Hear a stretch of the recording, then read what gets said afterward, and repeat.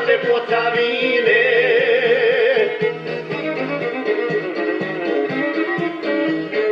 Sada ti kažem, majko, sve je kao prije, ništa se ništa, majko, promijenilo nije, ništa se ništa, majko, promijenilo nije.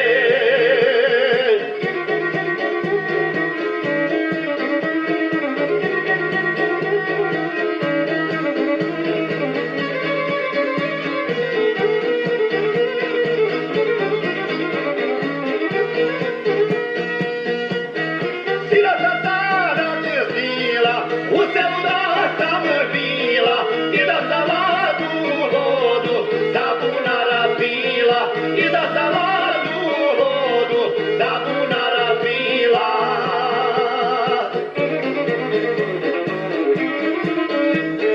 I našu kuću sine, da rastavu travu, sama i napuštena, nikoga u njoj nema, sama i napuštena, nikoga u njoj nema.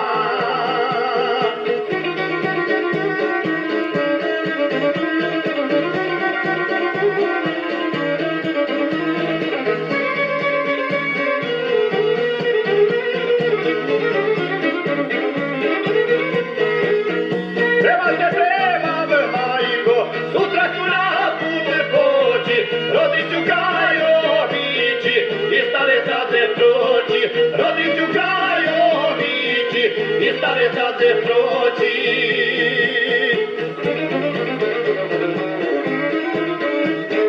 Kada se vraćaš, sine, sjeti se svoje majke, ponesi mi grudu zemlje, zemlje posavske, ponesi mi grudu zemlje, zemlje posavske.